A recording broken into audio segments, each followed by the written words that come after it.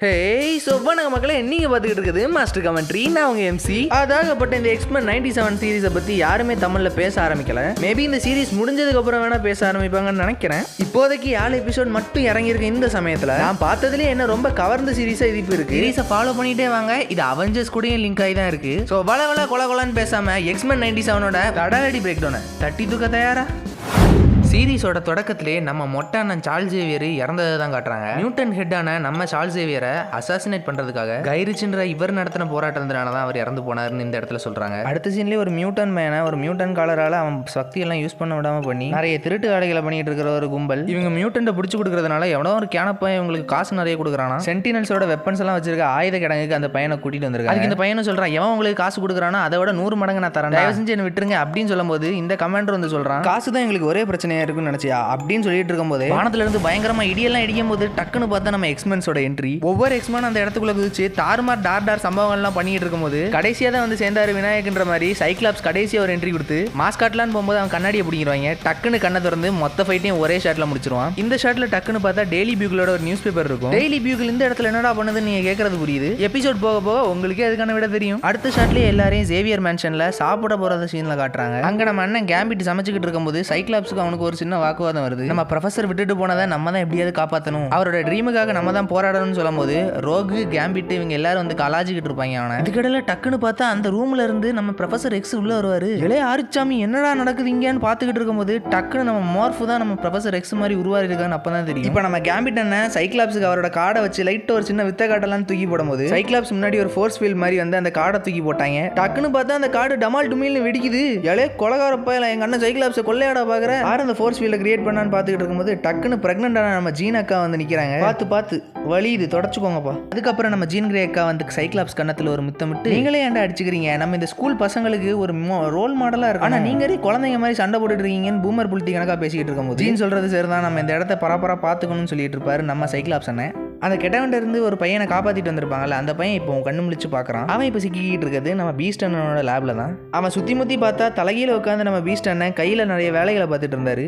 மிஷினை சொன்னேன். இந்த இடத்துல அந்த பையனோட பேரு ராபர்ட்டோ அப்படின்னும் நம்ம பீஸ்ட் அவரை இன்ட்ரடியூஸ் பண்ணிக்கிறாரு. அதோட ஃபர்ஸ்ட் டைமா நம்ம ஜூப்ளி அக்காவையும் அவங்க கிட்ட இன்ட்ரடியூஸ் பண்ணி வைக்கிறாரு நம்ம அண்ணன் பீஸ்ட். இவ தேவையில்லாம நிறைய விஷயம் பேசிட்டு இருப்பான், அதெல்லாம் கண்டுக்க வேணாம். அந்த டைம்ல தான் கரெக்டா நம்ம சைக்ளாப்ஸும் ஸ்டோமும் உள்ள வந்து அந்த பையன் மொத்தமா சரியாயிட்டான்னு நம்ம ஹேங் கிட்ட கேட்கும்போது இவனுக்கு கொஞ்சம் பிரச்சனை இருக்கு, மத்தபடி இவன் சரிதான் சொல்லிட்டு இருக்கும்போது அந்த ராபர்ட்டோ சொல்றான், மரியாதைக்கு என் ஜாக்கெட் விடுங்க, அது இருக்கிறதுலே ரொம்ப எக்ஸ்பென்சிவ் ஆனது இப்படின்னு அவன் பணக்கார புகழ பாடிட்டு இருக்கும்போது சைக்ளாப்ஸ் அவனை நிறுத்தி, அப்படிலாம் நீ சொன்ன ஒன்று விட்டுற முடியாது தம்பி அப்படின்னு சொல்லும் போது, அப்படியா அப்போ சொல்லுங்க நான் உங்களுக்கு எவ்வளவு பணம் தரணும் அப்படின்னு மறுபடியும் பணக்காரத்து முறை காட்டிட்டு இருக்கும்போது, நாங்க ஒன்றும் பணத்துக்காக உன்னை இங்கே கூட்டிட்டு வரல, அந்த சென்டினல்ஸோட வெப்பன்ஸ் எடுக்கும் போது உன்னை பிடிச்சி வச்சிருந்தாங்களே உன்னை காப்பாற்றி கூட்டிட்டு வந்தோம், இன்னும் உன்னை கொல்றதுக்காக வெளியே ஆட்கள் தேடிக்கிட்டு தான் இருக்காங்க, நாங்கள் அவங்களை போட்டு தள்ளுற வரைக்கும் நீ இப்படி பேசாம இங்கே இல்லதான் உனக்கு தான் ஆபத்துன்னு சொல்லிக்கிட்டு இருக்கும் போது இப்படியே கொஞ்ச நேரம் அங்கே வாக்குவாதம் போயிட்டே இருக்கு. எப்படியே கடைசியில் நம்ம ஜூப்ளியோட பேச்சுக்கெல்லாம் மயங்கி, சரி நான் யாருக்காக இருக்கணும் இல்லையோ ஜூப்ளிக்காக இருக்கிறேன்னு சொல்லி கொஞ்ச நேரம் மட்டும் அங்கேயே இருந்துக்கிறான்.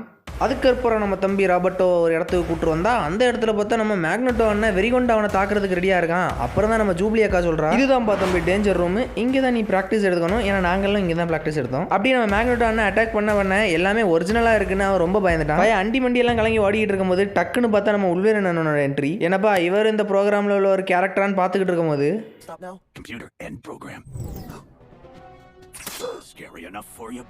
ஜஸ்ட் மிஸ்னா பைய தலை சதறி இருக்கும், தப்பிச்சு போட்டான். டாக்டர் கூப்பர்ன்றவங்கள்ட்ட, அதாவது யூஎன் நேஷன்ஸ் கூட அப்படியே டைரக்ட் லிங்க்ல இருக்கிற அந்த டாக்டர் கூப்பர் நம்ம என்ன ஸ்காட் பேசிக்கிட்டு இருக்காரு, எப்படி அவங்களுக்கெல்லாம் அந்த ஆயுதங்கள் கிடைச்சு. நீங்க தானே சொன்னீங்க மிலிட்டரி எல்லா சென்டினல்ஸையும் அழிச்சிடுச்சு அப்படின்னு. அப்புறம் அந்த சென்டினல்ஸோட பார்ட்ஸ் எல்லாம் எப்படி ஆகாயத்துல இருந்து குதிச்சு வந்ததான்னு கேட்டுட்டு இருக்காரு. அதுக்கு அந்த மெட்டாமும் தலதெல்லாம் ஒர்க் அவுட் பண்ணிக்கிட்டே, ஆமா நாங்க அதை அழிச்சுக்கிட்டோம், ஆனா அது எப்படி அவங்களுக்கு கிடைக்குதுன்னு எங்களுக்கு தெரியல அப்படின்னு சொல்லிட்டு இருக்காங்க. அப்படியே இந்த டாக்டர் ட்ராஸ்கையும் காணும்னு சொல்றாங்க, ஏன்னா அவர் தான் இந்த சென்டினல்ஸ் எல்லாம் உருவாக காரணமா இருக்கிறவர்.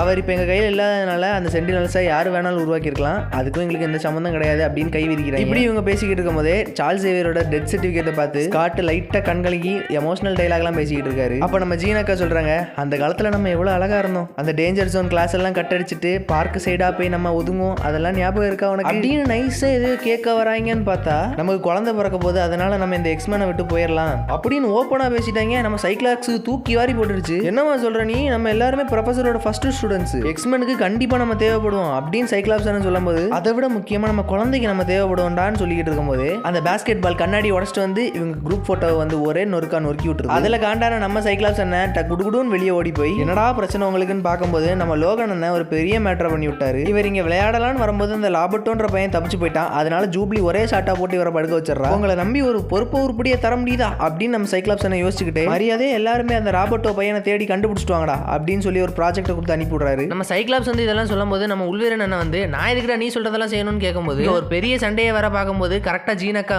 எனக்காக ப்ளீஸ் நம்ம அந்த ராபர்ட்டோ பையனை கண்டுபிடிங்க ப்ளீஸ் அப்படின்னு சொல்லும் போது நம்ம லோகன் போயிடுறாரு. இவங்க 2 பேருக்குள்ள என்ன கதை நடந்தது நமக்கு தான் முதலே தெரியுமே, சரி அதை பத்தி எதுக்கு பேசிக்கிட்டு அப்படியே அவங்க எல்லாரும் அந்த இடத்த விட்டு கலந்துக்க போது நம்ம சைக்ளாப்ஸ் என்ன சொல்றாரு, அந்த டாஸ்க்கை கண்டுபிடிக்கணும்னா நம்ம ப்ரொஃபஸரை கொன்னவனை முதல்ல போய் பார்க்கணும் அப்படின்னு சொல்றாரு. அடுத்த ஷாட்டை கட் பண்ணி இந்த ஜூப்ளியும் எக்ஸ்மேனும் அந்த ராபர்ட்டோன்ற பையனை தேடி பப்புக்கு வந்திருக்காங்க. இந்த இடத்துல பின்னாடி பார்த்தீங்கன்னா நம்ம மார்ஃப் உருமாறி இருக்கான். குட்டி டீட்டெயில்ப்பா. அதில் நேக்கா பின்னாடி வந்த கேம்பிட்டனை ரோக கூட்டிட்டு டான்ஸ் ஆட போயிட்டாரு. வேற வழி இல்லாமல் ஜூப்ளி அக்கா போய் நம்ம ராபர்ட்டோவை தேட போயிட்டாங்க. ராபர்ட்டோவை தேடுவாங்கன்னு பார்த்தா கேம்பிட்டும் ரோகும் சேர்ந்து ரொமான்ஸ் பண்ண ட்ரை பண்ணிட்டு இருக்காங்க. எங்க என்னன்னா நம்ம மார்ஃப் அண்ணன் லோகனை கலாய்க்கிறதுக்காகவே ஜீன் கிரேயோட அந்த பிரெக்னென்ட் கிட்டப்ப போட்டு வந்து கலாச்சிக்கிட்டு இருக்காரு. ஃபைனலாக நம்ம ஜூப்ளி அக்கா ராபர்ட்டோவை கண்டுபிடிச்சா ராபர்ட்டோ சொல்றான், நீ டான்ஸ் ஆனா தான் நான் கூட வருவேன், மரியாதைக்கு வந்து டான்ஸ் ஆடு அப்படின்னு சொன்னோன்னா நம்ம ஜூப்ளி அக்கா இறங்கி 4 குத்த போடுறாங்க. அந்த அப்படி போட்டு பாட்டை போட்டு சும்மா இறக்குன்னு இறக்குறாங்கப்பா. அந்த பாட்டை போட்டா காப்பிரைட் கொடுத்துருவாங்க. ஃபைனலா எக்ஸ்மென் மெம்பர்ஸ் எல்லாருமே நம்ம ராபர்ட்டோவை அதே பழைய கேப் கிட்ட போட மறைமுகமா தலைமறைவா கூட்டிட்டு போறாங்க. அடுத்த ஷாட்ல கட் பண்ணி நம்ம சைக்ளாப்ஸ் ப்ரொஃபஸரை போட்டு தள்ளவனை போய் பார்க்க போறான். ஏன்னா அப்பதான் ட்ராஸ்க் எங்க இருக்கான்னு கண்டுபிடிக்க முடியும். அங்க போய் அந்த கைரிச்சன்றவன் சொல்றான், நான் எதுக்கு உங்களை மாதிரி ஆட்களுக்கு உதவி பண்ணணும், ட்ராஸ்க் மாதிரி இருக்கிற ஆளு எனக்கு எப்படி தெரியும், எனக்கு தெரிய வாய்ப்பே இல்லை அப்படின்னு சொன்னாரு. அதுக்கு ஸ்டோமும் டக்குன்னு லாக் பண்ற மாதிரி, நீ தான் அவனோட சென்டினல் ப்ராஜெக்ட்ஸ்க்கு எல்லாம் ஃபினான்ஷியல் சப்போர்ட் கொடுத்தது, அதனால உனக்கு தெரியாம இருக்க வாய்ப்பே இல்லை, மரியாதைக்கு சொல்லிடுன்னு கேட்கும்போது, ஆமா நான் தான் பண்ணேன், உன்னால என்ன பண்ண முடியும், உங்களை மாதிரி மியூட்டன்ஸ் இந்த உலகத்தை டேக் ஓவர் பண்ணும்போது நாங்கள் விரல் சப்பிக்கிட்டு இருக்கோமா, அதனால தான் அதை உருவாக்கவே ஆரம்பிச்சோம், எப்படியும் அது கண்டிப்பாக உங்களெல்லாம் அழிச்சிடும், கண்டிப்பாக நான் அவன் எங்கே இருக்கான்னு சொல்லவே மாட்டேன் அப்படின்னு சொல்லிட்டு இருந்தாரு. நம்ம சைக்ளாப்ஸும் என்னை கோவப்படுத்தி பார்க்காதரா கண்டிப்பாக செத்துருவேன் அந்த மாதிரி பேசிக்கிட்டு இருக்கும்போது, நீ ப்ரொஃபஸர் எக்ஸ் கிடையாது தம்பி அப்படின்னு கைரிச்சு சொல்லும் போது, ஆமா கண்டிப்பாக நான் சார்ல்ஸ் எக்ஸேவியர் கிடையாது, ஏன்னா அவராக இருந்திருந்தா உன்னை காப்பாற்றிருப்பாரு, உன்கிட்ட இருந்து அவர் என்ன காப்பாற்றிருப்பாருன்னு நினைக்கிறியாடா பொடிப்பையில, அது இல்லடா வெங்காயத்தலையா, என் ஒய்ஃப் ஜீன் கிரேயை பார்த்துருக்கியான்னு ஜீன் கிரே அவளோட மைண்டை கண்ட்ரோல் எடுத்துக்கிறா. அதில் அவர் இந்த டாஸ்க்கு அப்புறம் இந்த சென்டினல்ஸ் இவங்களெல்லாம் பற்றி தெரிஞ்சுக்கிட்டு இருக்கும்போது நம்ம ஜீன் கிரே டக்குன்னு அவளோட மைண்டுக்குள்ளேயே போய் மாட்டிக்கிறா. அங்கே என்னன்னா வயிற்றுல இருந்த குழந்தை அவளோட கையில் இருக்கு. டக்குன்னு பார்த்தா ஒரு பெரிய சென்டினல் மான்ஸ்டர் தன்னை தானே மோல்டு மாஸ்டர்னு சொல்லிக்கிட்டு பாதி அழிஞ்ச உலகத்தை மறுபடியும் முழுசா அழிச்சு விட்டுருது. இதனால பதறி போன ஜீன் அந்த ஹெல்மெட்டை கீழே போட்டுட்டு நம்ம உடனே டாஸ்க்கை தடுத்தாகணும் இப்பவே அப்படின்னு சொல்லி படபடன்னு ஓடி போறா.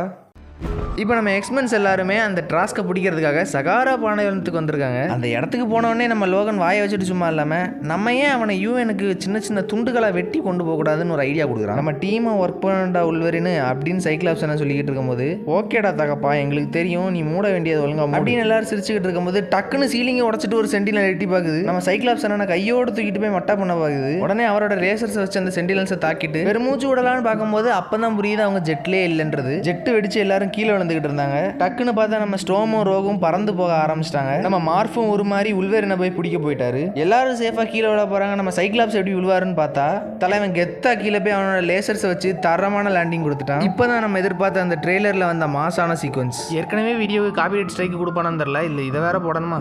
ஒரு வழி அவங்க டாஸ்க்கை கண்டுபிடிச்சு தயவு செஞ்சு இதை நிறுத்துறா, நாங்க இங்க சண்டை போட வரல அப்படின்னு சொல்லிட்டு இருக்கும்போது, மியூட்டன்ஸ் தான் மனுஷங்களோட எவால்யூஷன் எனக்கு கண்டிப்பா தெரியும். மியூட்டன்ஸ் எல்லாம் ஆனா இப்பவும் மிருகங்க தான்டா, நான் உங்களை போட்டுத்தெல்லாம் விட மாட்டேன் அந்த மோல்டு மாஸ்டர் ஆன் பண்ணி. அதுக்கு முன்னாடி நிறைய சின்ன சின்ன சென்டினல்ஸ்லாம் வந்து இவங்களை பயமுறுத்தும் போது நம்ம அக்கா ரோகு ஒரு மாசான ஸ்மேக்கை போட்டு ஆரம்பிக்கிறா. உள்ள ராண்டி ஆட்டன் ஃபேனு போல. ரொம்ப நேரம் போக போக அந்த சென்டினல்ஸை சமாளிக்க முடியாம சைக்ளாப்ஸ் அவரோட பேல்ஜ் மூலமா, ஸ்டாம் இப்போ நீ வரலன்னா கண்டிப்பா நாங்க செத்துருவோம் அப்படின்னு ஸ்டாமுக்கு ஒரு சிக்னல் கொடுக்க, தாறுமாறான பீஜத்தோட உள்ள வந்த ஸ்டாமை பார்த்து ஒமேகா லெவல் த்ரெட் டிடெக்டட்னு அந்த சென்டினல்ஸ் எல்லாம் சொல்லிட்டு எல்லா சென்டினல்ஸும் அவளை அட்டாக் பண்ண போகும். அப்போ துணியை போட்டு துவைக்கிற மாதிரி அவங்கள வானத்துல அந்த புயல்ல போட்டு துவைச்சு எடுத்துருவா. வந்த ஒரே செகண்ட்லேயே ஸ்டோமக்கா எல்லாத்தையும் முடிச்சுட்டு அப்பா தாறுமாறான பவர்.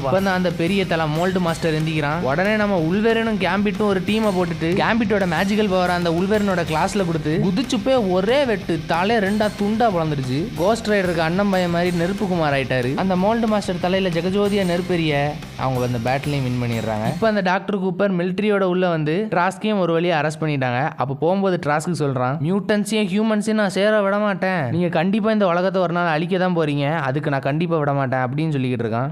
ஏதோ நல்லவன் புளுத்தி கணக்கா. நம்ம டாக்டர் சைக்ளாப்ஸும் பேசிக்கிட்டு இருக்கும்போது டாக்டர் கூப்பர் சொல்கிறாங்க, இந்த மோல்டு மாஸ்டரை பிரிக்கிறதுக்காக எங்கள் சயின்டிஸ்ட் எல்லாம் ரொம்பவே பாடுபட்டு வேலை பார்க்க போகிறாங்க. நீங்கள் அதெல்லாம் பக்காவாக பண்ணிடுவீங்கன்னு எனக்கு தெரியும். இந்த டாஸ்க் மாதிரி இன்னும் எத்தனை பேர் வந்தாலும் கண்டிப்பாக எங்கள் எக்ஸ்மேனோட சேர்ந்து நாங்கள் தடுத்து நிறுத்துவோம் அப்படின்னு சைக்ளாப்ஸ் சொல்லும்போது, நீ சேவியர் மாதிரி பேசிக்கிட்டு இருக்கடா அப்படின்னு சொல்லுவாங்க. ஏன்னா நம்ம டாக்டர் கூப்பரும் சேவியரும் ஒரு பழைய பாலியை சிலங்கிட்டு. ஓ அப்படியா, நீங்கள் சொல்கிறது நல்லா தான் இருக்குது, ஆனால் இது கண்டிப்பாக ஒரு டீம் எஃபர்ட் தான் அப்படின்னு சொல்கிறதோட அடுத்த ஷாட்டை கட் பண்ணி நம்ம ராபர்ட்டோவையும் ஜூப்ளியும் காட்டுறாங்க. நம்ம ஜூப்ளி ராபர்ட்டோவை பார்த்து, அப்போ நீ கண்டிப்பாக இங்கே இருக்க மாட்டியான்னு கேட்கும்போது, இருக்கிறதுனால எனக்கு எந்த பயனும் இல்லைக்கா அப்படின்னு சொல்லியிருப்போம். நானும் இங்கே வந்த நாள் ஒன்றை மாதிரி தான் இருந்தேன். இங்கே வந்த உடனே தப்பிச்சு வெளியே போயிட்டேன். அங்கேருந்து சென்டினல்ஸ் கிட்ட இருந்து என்ன எக்ஸ்மென்ஸ் தான் காப்பாற்றினாங்க. ஆனால் இந்த இடம் ஒரு சொர்க்கம் மாதிரிடா. இந்த இடம் தான் நானாக இருக்க ஒரு வாய்ப்பு எனக்கு கொடுத்தது. இது எதுவும் நீ நினைக்கிற மாதிரி விசித்திரமான ஸ்கூல் கிடையாது. இது ஒரு ஃபேமிலி, ஒரு குடும்பம்ன்ற மாதிரி அன்பா பேசிக்கிட்டு இருக்கும்போது உன்னை ஏத்துக்கிறதுக்கு ஒரு குடும்பம் மாதிரி இருக்கேன்னு ராபர்ட்டோ ஃபீலிங்ஸ்ல சொல்லிட்டு அப்போ அவங்க அம்மா அப்பாவுக்கு உன் சூப்பர் பவரை பத்தி தெரியாதா அப்படின்னு கேட்கும்போது, இப்பதான் ராபர்ட்டோ அவனோட பவர் அனலைஸ் பண்றான். இவனோட பவர் மட்டும் இல்ல, இவனோட உடம்பே ஃபுல் அண்ட் ஃபுல் சோலார் எனர்ஜியை பேஸ் பண்ணியிருக்கு. அதுக்கு நீ சூப்பர்மேன் மாதிரி சோலார் எனர்ஜி இருந்தா தான் உயிர் வாழவன் கிடையாது. இப்போ நம்ம ராபர்ட்டோ அவனோட இன்விடேஷன் கார்டை கொடுத்துட்டு, எனக்கு நீ டெக்ஸ்ட் பண்ணிட்டு கண்டிப்பாக வரலாம், ஆனா சிங்கிளா தான் அப்படின்னு சொல்லிட்டு அந்த இடத்த விட்டு கிளம்புறான். இந்த இடத்துல எல்லாருமே பவர்ஸை யூஸ் பண்ணாமல் ஒரு சின்ன பேஸ்கெட் பால் மேட்ச் போடலான்னு பார்க்கும்போது, இந்த தடவை சைக்ளாப்ஸ் உள்ள வந்து, நான் அப்படி முன்னாடி நடந்துக்கிட்டதை எனக்கு மன்னிச்சிருங்க, ப்ரொஃபசர் எக்ஸ் இங்கே இல்லாதனால நான் அவருக்கு இடத்துல இருந்து பார்த்துக்கணும்னு நினச்சேன். ஆனால் இப்போ அதுக்கான தேவை இல்லைன்னு நினைக்கிறேன். ஏன்னா நானும் ஜீனும் இந்த இடத்த விட்டு போகலான்னு இருக்கோம் அப்படின்னு சொல்லிக்கிட்டு இருக்கும்போதே திடீர்னு நம்ம பீஸ்டான வாட்சில் ஒரு அலர்ட் வருது. என்னன்னு பார்த்தா மேன்ஷனுக்குள்ளே எவனோ இருக்கான். டீமாக போய் அவனை ஊடு கட்டி அடிக்கலான்னு போகும்போது உள்ள பார்த்தா ஒருத்தன் சார்ல்ஸ் எக்ஸ் ஜேவியரோட புக் எடுத்து படிச்சுக்கிட்டு இருக்கான். சைக்ளாப்ஸ் டக்குன்னு அவனை பார்த்து, மேக்னெட்டோ ஏன்னடா எங்கள் வீட்டில் பண்ணுற அப்படின்னு கேட்கும்போது, உங்கள் வீடா? தப்பாக நினச்சிக்காது தம்பி, சார்ல்ஸோட சொந்த வீடு, சின்ன வீடு, பெரிய வீடு, வாடகை வீடு, எல்லா வீடும் இப்போ என் பேர். அது மட்டும் இல்லை, இந்த ஸ்கூல் ஏன் நீங்களே கூட இப்போ எனக்கு சொந்தம் தான், என்னோட எக்ஸ்மேன் அப்படின்னு சொல்கிறதோட இந்த எபிசோட் 1 முடிக்கிறாங்க. எபிசோட் 1 என்னதான் எல்லாருக்கும் இன்ட்ரடக்ஷன் மாதிரி இருந்தாலும் கடைசியில் நம்ம மேக்னெட்டோ அண்ணனை காட்டி சிறப்பான தரமான சம்பவமாக முடிச்சிட்டாங்க. அடுத்த எபிசோடில் என்ன நடக்க போகுதுன்னு என்ன மாதிரி நீங்களும் ஆவலாக எதிர்பார்ப்பீங்கன்னு தெரியும். தொடர்ச்சி அடுத்தடுத்த நாள் அடுத்தடுத்த வீடியோவை போட ட்ரை பண்ணுறேன். ஸோ எனிவே எப்பவும் போல் இந்த வீடியோவை பற்றி உங்களோட தாட்ஸ், உங்களோட பார்வைகளை மறக்காம கீழே கமெண்ட்டில் சொல்லிடுங்க. அடுத்து ஒரு தாறுமாறு தடலடி வீடியோவில் உங்களை சந்திக்கிறேன். அது வரைக்கும் ஜீன் கிரே அக்காவை பற்றி சொல்லு வடிக்காமல் இருங்கடா. ஸ்கட்டூஷ்.